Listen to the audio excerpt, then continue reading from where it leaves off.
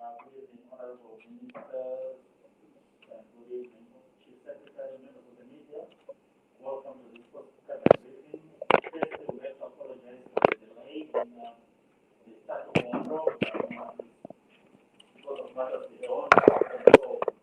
So I won't take much of your time. I will hand you over to the Chief Secretary of the President and Cabinet, Dr. Strata. Thank you. Thank you very much, Secretary Mutsvangwa, Honorable Minister, and the Speaker of the Honorable Mr. Mutsvangwa, members of media, we welcome you to the 8th post-cabinet briefing. So, without putting now I say our chair. Thank you very much, Secretary, and once again, apologies. I know that I just want to welcome the Deputy Minister of Health and Child Care, Dr. Mutsvangwa, and otherwise we will be able to understand and get information about vaccination rollout in the country there. First cabinet received an update on the COVID-19 outbreak, and this was presented by the Minister of Defense and Operations Affairs, the Chairman of the Task Force on the country's response to COVID-19 outbreak. Cabinet was informed that as the 26th March 2021, Zimbabwe cumulative COVID-19 cases stood at 36,805, with 34,572 recoveries and 1,518 deaths. The recovery rate stood at 94%, with 35,081 cases being attributable to local transmission.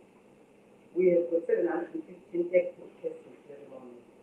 With regard to vaccines, Cabinet was informed that uptake of the Sinopharm vaccine has increased significantly following the launch of phase 2 by His Excellency Comrade President E.D. Mnangagwa in Victoria Falls on the 24th March 2021.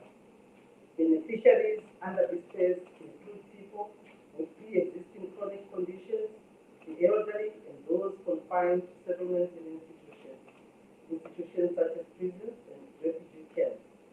Work on a civil service vaccination plan is underway.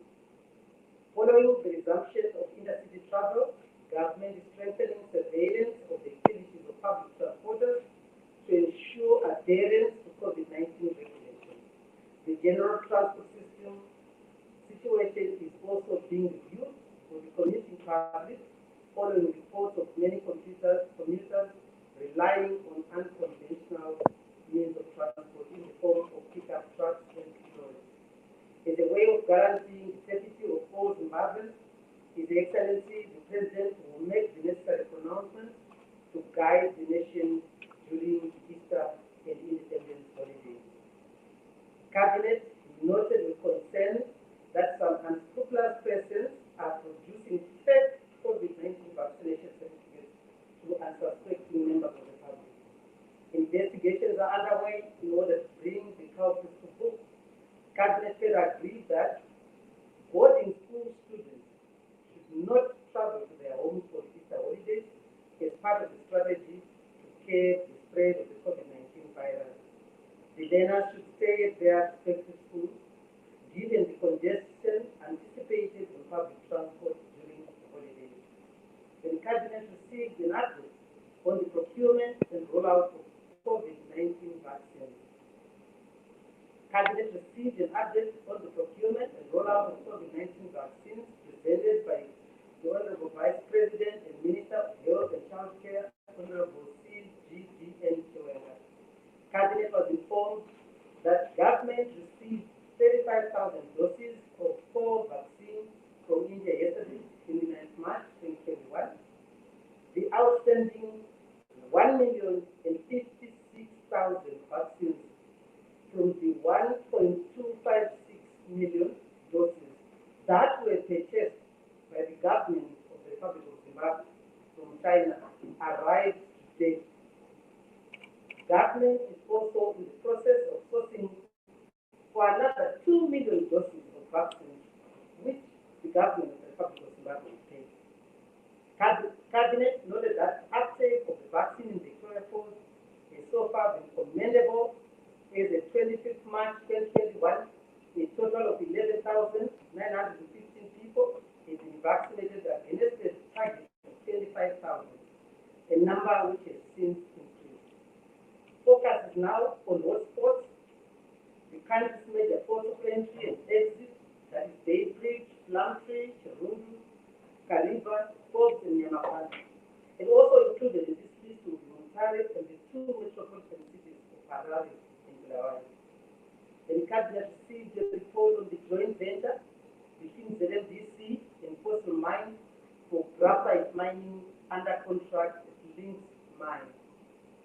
Cabinet considered and approved the proposal for a joint venture between the Zimbabwe Mining Development Corporation, ZMDC, and Fossil Mine for graphite mining under that contract at Links Mine. And this was presented by the Chief Executive Officer of the Zimbabwe Investment and Development Agency, ZIDA. Cabinet was informed that the project is part of the program to resuscitate the defunct mine. Links Mine is located in Karoi, that's Mashonaland West Province, and produces mainly graphite, which is used in nuclear reactors, battery terminals, and consumer electronics. Links Mine stopped operations in 2016 due to severe financial and other operational challenges. Cabinet noted that Fossil Mines has been engaged in contract mining before in the Frederick Decker and Shamba gold mines. The population contract will run for a period of 10 years with the possibility of extending operations 18 years upon further exploration. The project is expected to generate employment and earn foreign currency given the improvement in graphite prices on the international market. The Cabinet received also a report on the preparations for the 41st Independence Day anniversary and Children's Party. Cabinet received an update on the preparations for the 41st Independence Day anniversary and the Children's Party. The Children's Party will take place on the 17th of April, followed by the Independence Day anniversary celebrations on the 18th of April 2021. Cabinet is informing the nation that the theme for the 2021 Independence Anniversary is Zimbabwe 41, Together, Growing Our Economy for a Prosperous, Resilient, and Inclusive Society. With regard to the Children's Party, Cabinet approved that 50 learners selected from primary and secondary schools across all 10 provinces and encompassing the districts will be facilitated to attend the main event at State House on 17th April 2021. The number is inclusive of child parliamentarians. Each province will therefore provide for 5 children who shall be accompanied to State House.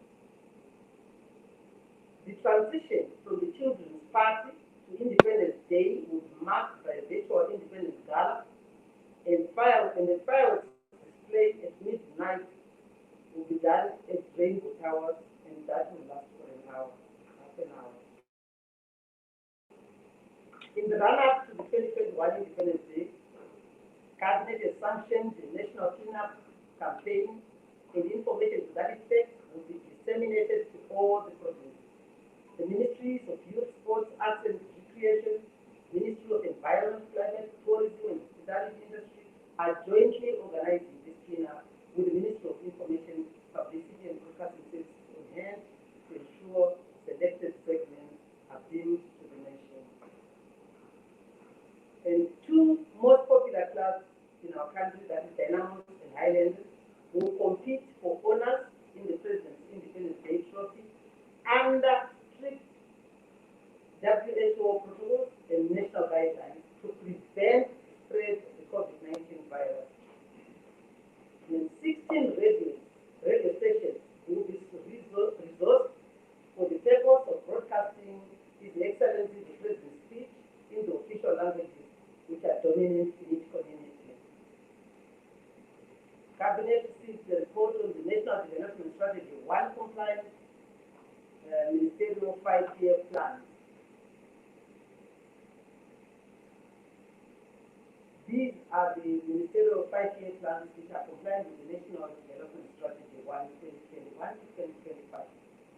And these were presented by the Ministers of Energy and Power Development, Minister of Information, Communication, Technology, Postal and Courier Services, and the Minister of That one was presented by the Minister of Local Government and Public Works. Under energy and power development, Cabinet was informed that the Ministry of Energy and Power Development's mission is to ensure the provision of adequate and sustainable energy through formulating and implementing effective policies and regulatory frameworks. The ministry is targeting to improve energy supply capacity and access to modern energy services, as well as to enhance energy efficiency and service delivery. Provision of universal access to modern energy will be attained through maintenance and rehabilitation of existing infrastructure and development of new infrastructure, policy realignment and development, and sector restructuring. Implementation of the renewable energy policy and the biofuels policy, which were launched in 2020, will be prioritized, while implementation of the rural energy master plan will be enhanced. The Wanga 7 and 8 expansion will see 600 megawatts being injected into the national grid by 2022, while solar plants will continue to contribute 100 megawatts. The number of households using modern energy forms by 2022 is estimated at 702,085, while water solar heaters to be installed will be approximately 4,000. Other information communications technology, postal and courier services. Cabinet was informed that the Ministry of Information Communications Technology, Postal and Courier Services seeks to provide high-quality information communication technologies, that's ICT facilities and services, that are modern, accessible, and affordable in order to improve the standard of life for Zimbabweans. The deliverables of the Ministry of ICT to the nation will encompass the following: improving access to ICTs, increasing ICT literacy and consumer satisfaction and protection, and also increasing ICT investment in industry growth. Focus will also be on compliance to regulations and policies. Projects earmarked for implementation during the planned period include enactment and implementation of the cybersecurity and data protection bill, and then development of an implementation framework for the Computer Incident Response Center, and establishment of a Computer Incident Response Team, then finalization of the procurement delivery of the telecommunications monitoring systems and SIM registration system, establishment of the public finance management system, these are kiosks at district centers, and the setting up of community information centers, that's containerized village information centers. During the planned period, the mobile network will be expanded and optimized for setting up 1,187 sites for the deployment of 2G, 3G, 4G, and 5G services.